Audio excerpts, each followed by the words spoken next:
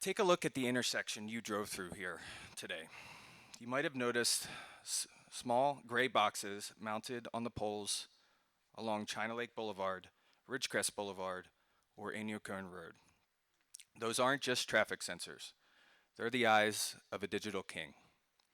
Most of us have always lived in or moved to the high desert for a reason.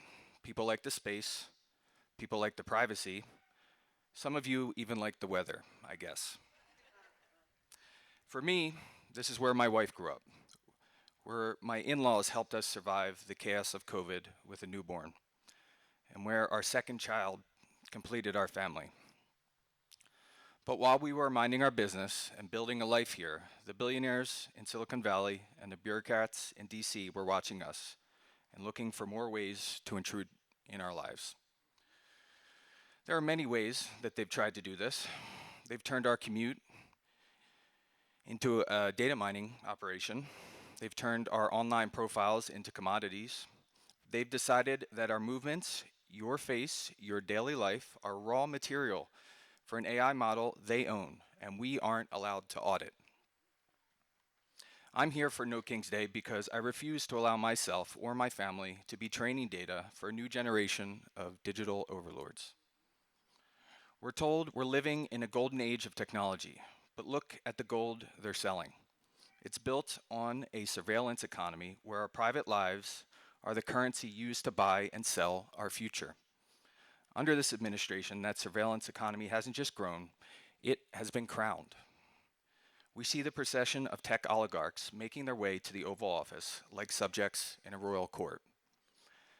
They aren't there to discuss the public good, they're there to give their offerings to the king, hoping to avoid a tariff, begging to be exempted from a law, or seeking a special favor by pumping the king's latest crypto coin.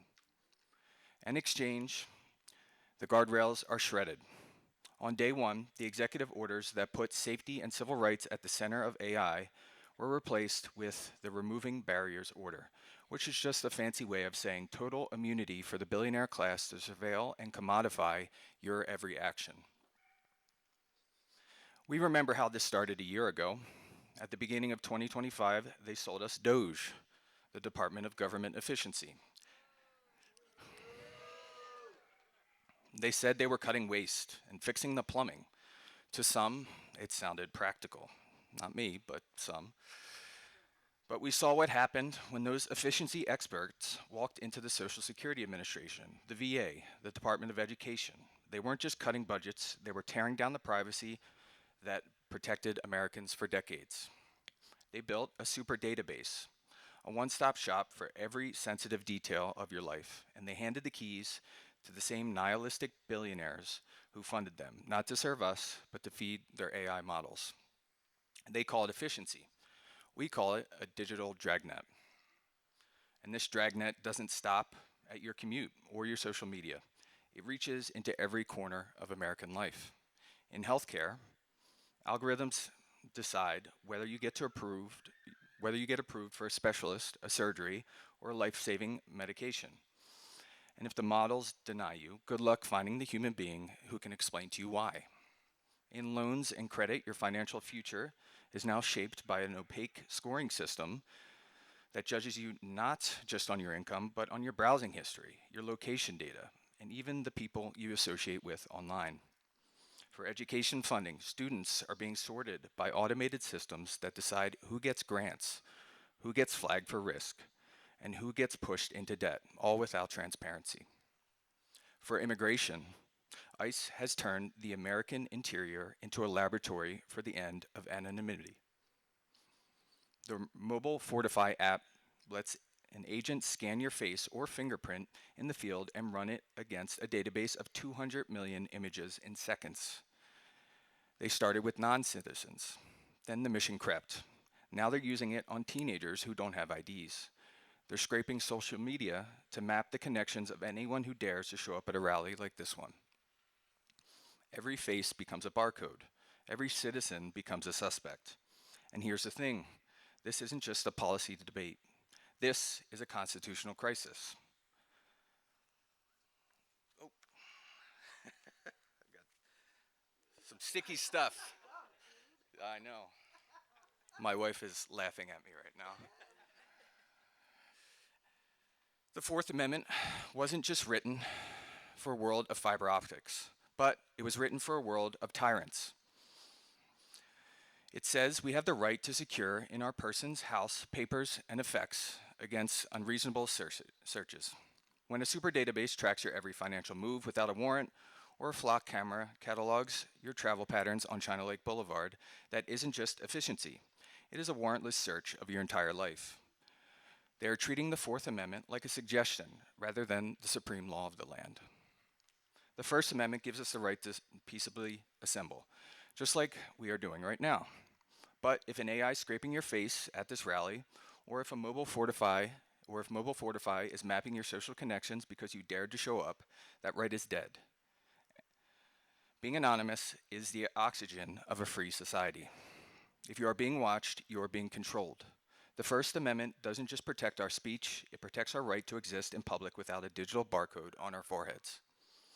And the Fifth and 14th Amendments promise us due process. That means if the government takes your liberty or your property, they have to tell you why and give you a chance to fight back. But how do you fight a black box algorithm? When an AI denies you a loan, flags you as a threat, or decides you don't qualify for benefits, and the government says the computer made the choice, that is the end of due process.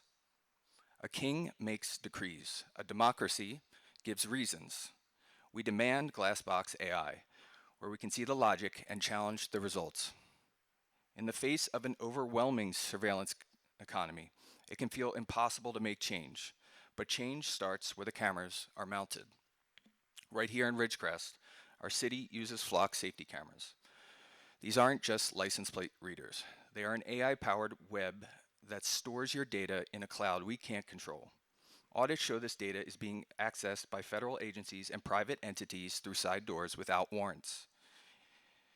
And it risks being sold to the highest bidder with nefarious intentions. If we can't control our own streets, how can we control our future? So here are 3 things that we can do. Number 1, show up. At the next City Council meeting on April 1st, demand an immediate end to the flock contract. If they want safety, hire more officers. Don't buy more algorithms. Demand the right to be anonymous from any local, state, or federal representative who wants your vote. Our data belongs to us, not the state, not the corporations, not the digital kings. Demand algorithmic accountability. If an AI makes a decision about your life, your loan, your healthcare, your education, your freedom, and for my father-in-law for his insurance, you have the right to know why and the right to appeal to a human being. The future is not a foregone conclusion written in code. This firmware can be changed. It is written by us in the streets, in our communities, and at the ballot box. They have the processors and the billionaires, but we have the voices. Today, we tell Silicon Valley kings, the oligarchs, and their enablers, our lives are not your data, our desert is not your laboratory, and our freedom is not for sale.